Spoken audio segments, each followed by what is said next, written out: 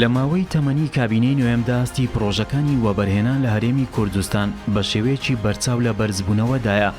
بە ئاستێک بەشێک لەم پرۆژانەی لە دەستپێکی ئەم کابینەیەدا بەردی بناغیان دانراوە یاخود کارکردن تیاندا دەستی پێکردووە. ئێستا لە قۆناغی بەرهەمهێنانن. ڕۆژ دوای ڕۆژیش کاریگەریەکانی ئەم جۆرە پرۆژانە لەسەر ئابووری و ژێرخانی هەرێمی کوردستان زیاتر دەبێت. پیشەسازی یاسن یەکێکە لە پیشەسازیە استراتیژەکان. هەر وڵاتێک پرۆژەکانی بواری یاسنی تێدا بێت ئەوە بە خاوەن ژێرخانێکی بەهێز هەژمار دەکرێت لەلایەنی دابینکردنی پێداویستی ناوخۆیی و پارێزگاریکردن لە بەهەدەرچوونی داهاتی ناوخۆییدا. دواداریش کاریگەری باشی لە پارێزگاریکردنی ژینگە دەبێت بە هۆکاری دووبارە بەکارهێنانەوەی ئاسنی بێکەڵک و سیکراب. جێی شانازیە کە دەبینین هەرێمی کوردستان ڕۆژ بە ڕۆژ پرۆژەی استراتیجی دروست دەکات لەسەر ئاستی هەموو پارێزگاکان و لەسەر ئاستی هەموو کوردستانیشدا. ئێمە بەردەوام دەبین لە پشتیوانیکردنی کەرتی تایبەت، هەروەها لە ئەو هەوڵانەی کە حکوومەت پێکەوە لەگەڵ کەرتی تایبەت دەدات بۆ هەمە جۆرکردنی ژێرخانێکی بەهێزی ئابووری لە کوردستاندا و ئەوەی چیتر ئێمە هەروەکو پێشتریش باسمان کرد پشت بە تەنیا سەرچاوەیەکی داهات نەبەستی. ئێرە یەکێکە لە پرۆژەکانی بواری بەرهەمهێنانی شیش و ئاسن. ئەم کارگەیە لەسەر ڕووبەری 250 دووەنم زەوی دامەزراوە و لە ڕۆژی 18 پێنجی 2021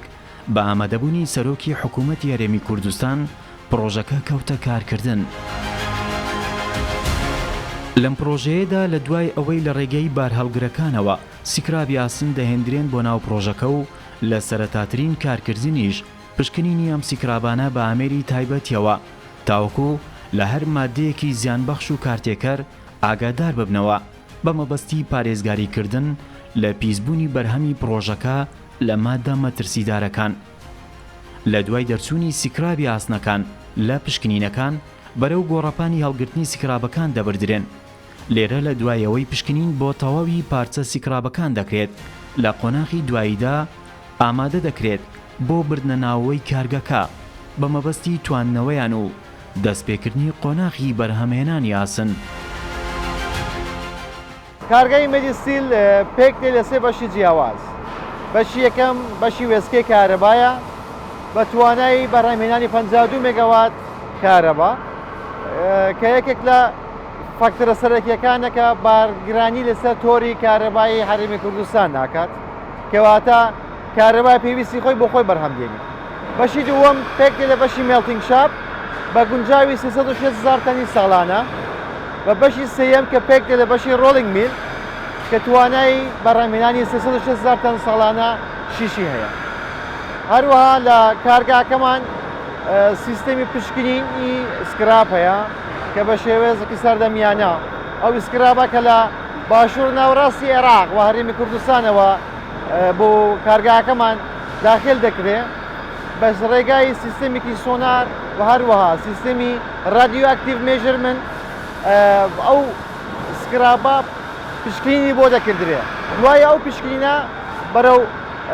ساحەیەکی سکرابمان هەیە دەڕوە لەوێ دیسان بە پشکنینێکی چڕۆپڕ تەقەمەنی یا کەرەستی زیان بەخشەکە لێ جیا دەکرێتەوە ئەو جا دەدرێت بە بەشی فرنەکانمان. هەرێک لە فرنەکانمان کە پێک هاتووە لە 230 تەنی توانای بەرهەمهێنانی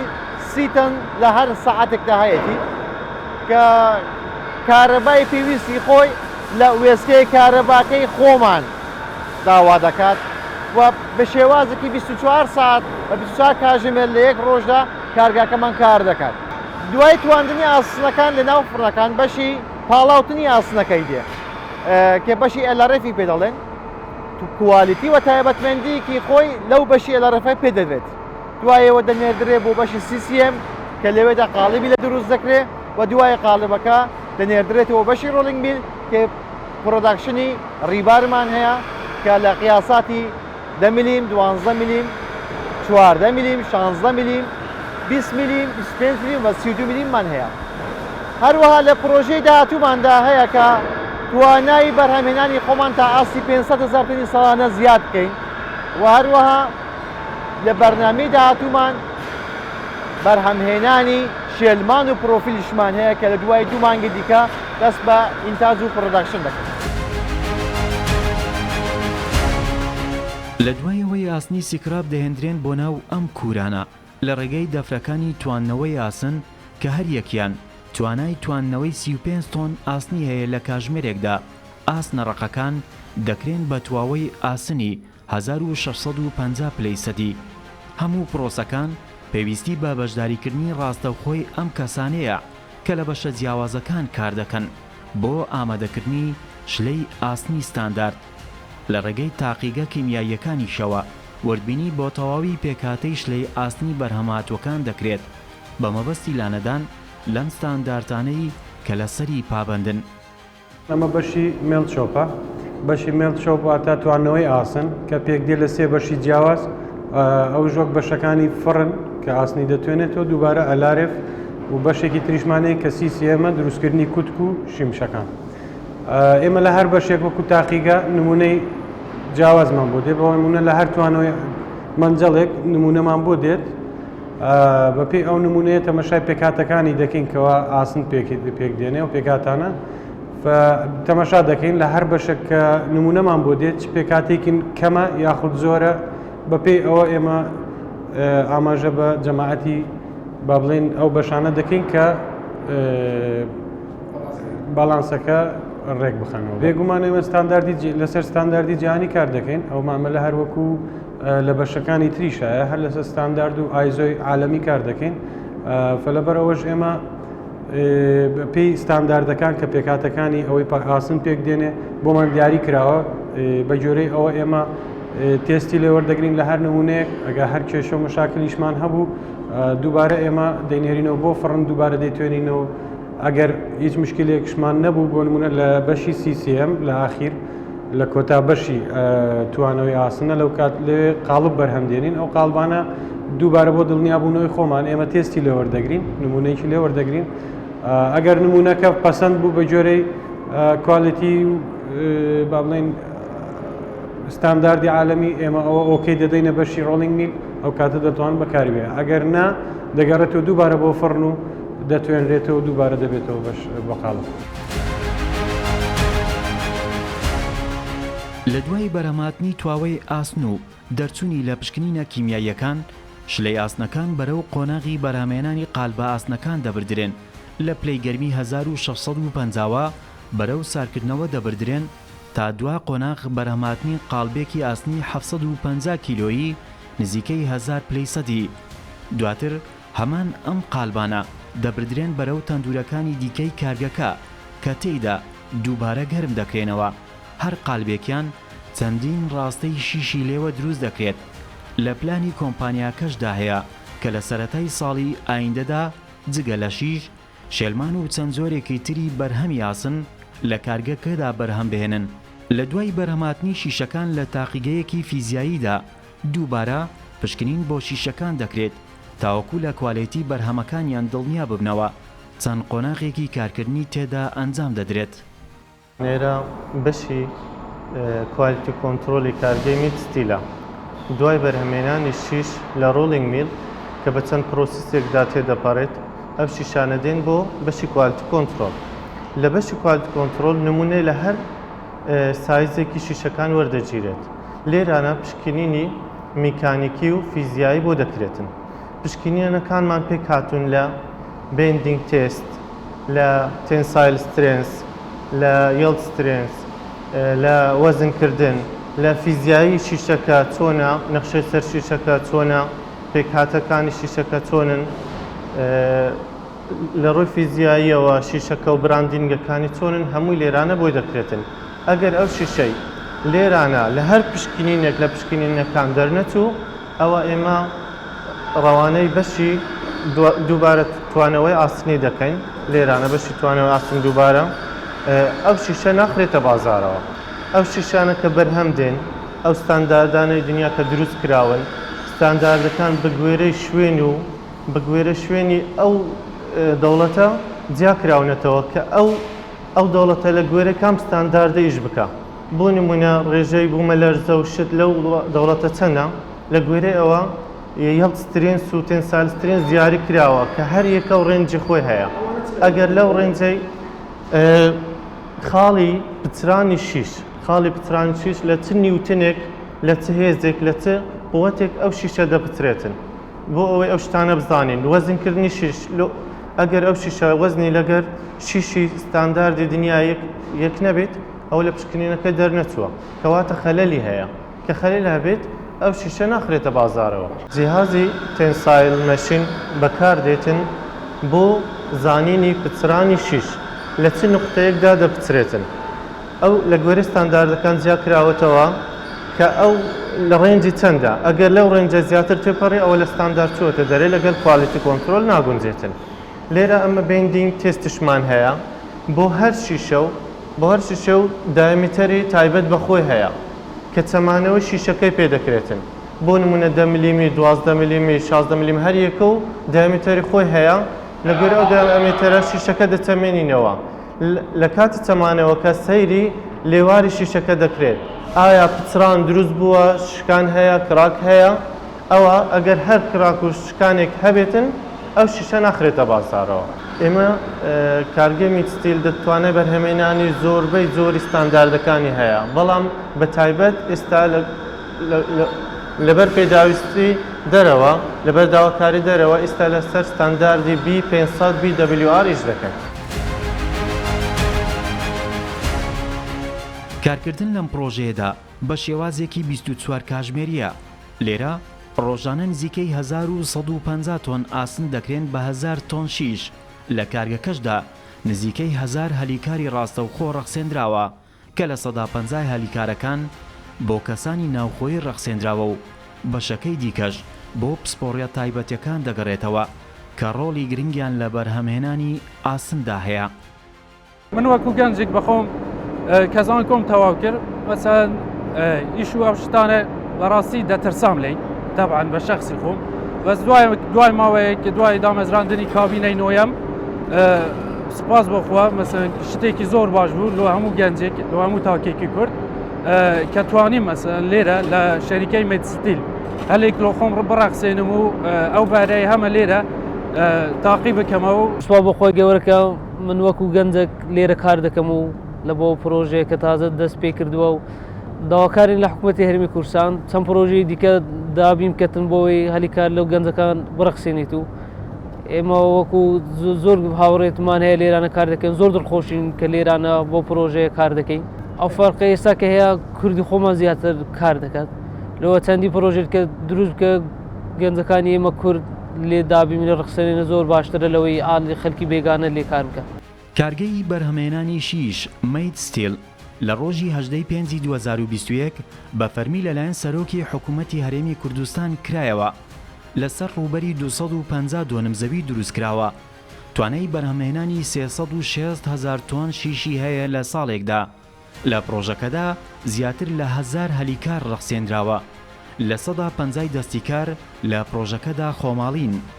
بەرهەمی کارگەکە لە عێراق و هەرێمی کوردستان بە بازار دەکرێت لە کارگەکەدا وێزگەیەکی کارەبا هەیە بە توانای 52 مێگاوات کە خواستی کارەبای کارگەکە دابین دەکات ڕۆژانە نزیکەی 5,000 تۆن ئاسنی سیکراب لە پرۆژەکە وەردەگیرێت وەبەرهێنەران بە گرنگەوە دەڕواننە هەوڵەکانی حکوومەتی هەرێمی کوردستان بۆ پاڵپشتیکردنی وەبەرهێنانی ناوخۆیی کە بەهۆیەوە چەندین پرۆژەی جۆراوجۆر لە بوارە جیاوازەکان کەوتونەتە بواری کارکردن و بەرهەمێنان بەهۆیانەوە ئابووری هەرێمی کوردستان لە بواری وەبەرهێنانی ناوخۆیی لە بەرزبوونەوەدایە بیرۆکەی دامەزراندنی ئەم پرۆژەیە دەگەڕێتەوە بۆ 10 ساڵ پێش ئێستا لە کاتێکدا بوو زیاتر وەبەرهێنەران جەختیان لەسەر پرۆژەکانی دیکە دەکرد وەکوی نیشتە جێبوون و زۆر پرۆژە دیکە کە قازانجی زۆرتر وەردەگرت یعنی ئێمە ویستمان پرۆژەیەکی زۆر جیاواز بکەین ویستمان پرۆژێک بکەین کە ژێرخانی ئابووری وڵات بەهێزتر بکەین بۆیە بڕیارماندا بە دامەزراندنی کارگەیەکی شیش خۆشبەختانە گەیشتین ئەو ڕۆژە ئەمڕۆ کە ببینین ئەوڕۆ ئەو کارگەیە ئیش دەکەتن خۆشبەختانە ئەمان زۆر دەستخۆشی لە حکوومەتی هەرێم دەکەم بە تایبەتی کابینەی نوەم زۆر یارمەتی دەربوو بۆ ئەنجامدانی ئەم پرۆژەیە چونکە زۆر ئاسانکاری بوومە کرد بەڕاستی ئەمە جێ دەستخۆشیە یعنی کە بەڕاستی ئەم جۆرە پرۆژانە کە زۆر گرنگن بۆ وڵات بە سەرۆکاتی جەنابی کاک مەسرور بارزانی ئەو زۆر دەعمی ئەم پرۆژەیان دەکرد ئەم جۆرە پرۆژەیان دەکرد بەڕاستی الحەمدوللا ئێستامە گەشتینە ئەم پرۆژەیە ئێستا لێرە لە هەرێمی کوردستان 9 کارگەی بەرهەمهێنانی ئاسن هەیە توانای بەرهەمهێنانی ئاسن لە هەرێمی کوردستان لە ساڵێکدا تقریبان دەگەیتە 1,800,000 تۆن یعنی ئەمە ئەگەر لێکدانەوەک بکەین نزیکەی $1,250,000 ئەو پارەیە لە هەرێمی کوردستان دەمینتەوە یعنی پێشتر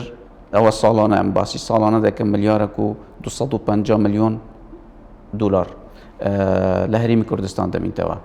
ئەجا حساب بکە کاک ئەحمەد 10 ساڵ ئەتو حساب کە چەند دین ئەو پارەیە